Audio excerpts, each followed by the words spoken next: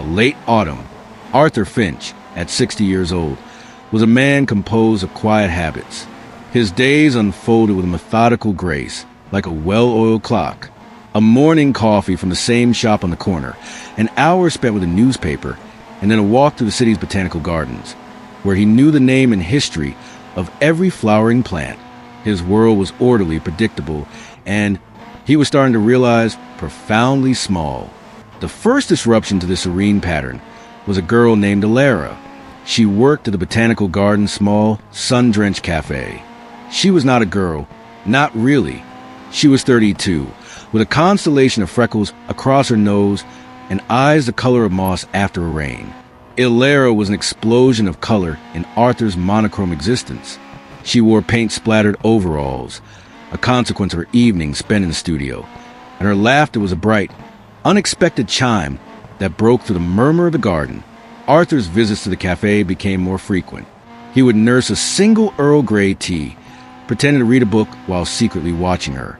He loved the way she tucked a stray curl behind her ear, the way she spoke to the children who came in for ice cream with a kind of conspiratorial seriousness. He learned that she was an artist, that she listened to old jazz records, and that she had an encyclopedic knowledge of film noir. Each tidbit was a small, precious gift he unwrapped in the solitude of his home. His affection for her was not a sudden, fiery thing. It was a slow, persistent bloom, like a winter flower finding its courage. He felt a deep, almost paternal tenderness, but it was laced with a strange, aching hope that was decidedly not paternal. It was the hope of a man who believed his life's great romance had passed him by, only to discover a final, impossible chance. One Tuesday, Alara found him staring at a camellia bush, its petals a vibrant pink. "Beautiful, isn't it?" she said, standing beside him. "Yes," Arthur said, his voice a bit rusty from disuse. "It's the Camellia japonica. My wife Helen used to love them." Alara didn't pry, just nodded. "I like to think about how much work it is for them to bloom. All that quiet, patient waiting, and then this." She gestured to the flower. Arthur felt a pang in his chest. Quiet, patient waiting. Was that what he was doing? Waiting for a moment that would never arrive? His unrequited love was a silent, beautiful agony. It didn't consume him with jealousy or rage. It simply existed, a constant undercurrent of longing. He began to change his routine. He bought new shirts, chose brighter colors, and started to read the modern poetry he saw on a shelf in her cafe. He wanted to be seen not just as a kindly old gentleman, but as a man with mind, a heart, a life still capable of being lived. The moment he decided to cross the chasm was a Friday, just as the cafe was closing. He had prepared a line, something witty about the rain outside, but it died on his tongue. Instead, he simply blurted out, "Alara, would you like to get dinner sometime? With me?" She paused, the rag in her hand stilling on the counter.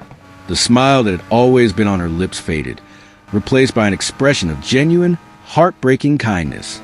"Oh, Arthur," she said softly, walking around the counter to stand closer to him.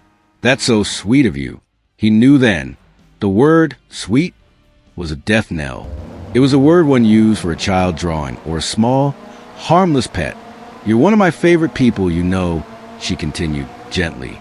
"Your stories about the gardens, your quiet way of just being, but I have a partner. And even if I didn't, I see you as a kind of wonderful friend, almost like family." The words were not a sword, but a soft, enveloping blanket. She had not rejected a lover. She had gently placed a friend back on his proper pedestal. Arthur felt a hot flush of embarrassment and a cold wave of a feeling he could not name. It was not anger or even sadness, so much as a finality. The book was closed. The show was over. He nodded, managing a small, rueful smile. "I understand," he said, and he meant it. He had known this was the most likely outcome. The hope had been a beautiful lie he had told himself. In the weeks that followed, Arthur returned to his old routine.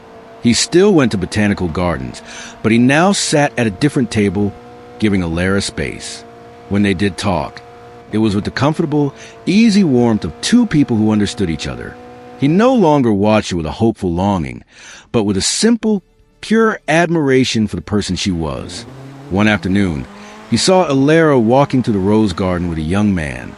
The man's arm was around her, and they were laughing, their heads close together. Arthur felt familiar ache, but it was different now. It was no longer the wound of unrequited love, but the gentle thrum of an autumn wind, a recognition that some seasons are meant for others. His own season, he realized, was one of quiet contemplation, of tending to the garden he had, not longing for one he could not possess. He smiled a soft, genuine smile. The unrequited love had not ruined him. It had, in its own way, woken him up. It had reminded him that he was still capable of seeing beauty in the world. And that was, perhaps, enough.